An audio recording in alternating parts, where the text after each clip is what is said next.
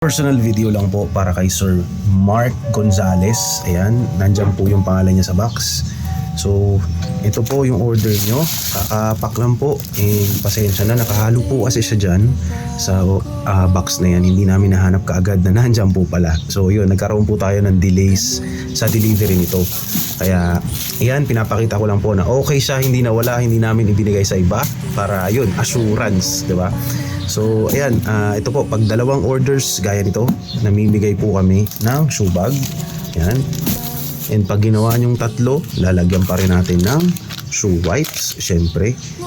So, since dalawa lang yan, shoe bag lang ibibigay ko sa iyo, sir. And since nagkaroon po tayo ng kaunting problema, kaunting issue sa ating order, lalagyan na po natin yan ng shoe wipes at most especially ang ating limited edition sapatos PH keychain. Special occasions lang po ang mga magkakaroon ng ganito. Gaya ng ganito po.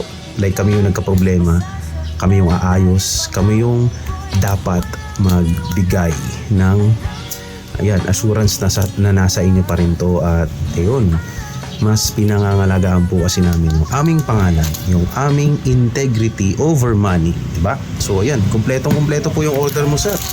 Bibigyan pa rin namin kayo ng bread dough na J1 Kitchen, di ba? Ganda niya, no? Breads yan, no? Pala yung mga abangan nyo yan sa mga darating sa Sabado. So, kaunti pa lang kasi we have an entire week para mag-prepare para dyan. May mga Air Force One tayo na mga malalakas. Tapos may Kyrie dito. Ganda ng Kyrie na to. Kahit nasa Anta na siya, still rocking pa din yung old model ng Kyrie. So, ayan lang po. Special video lang para kay Sir Mark.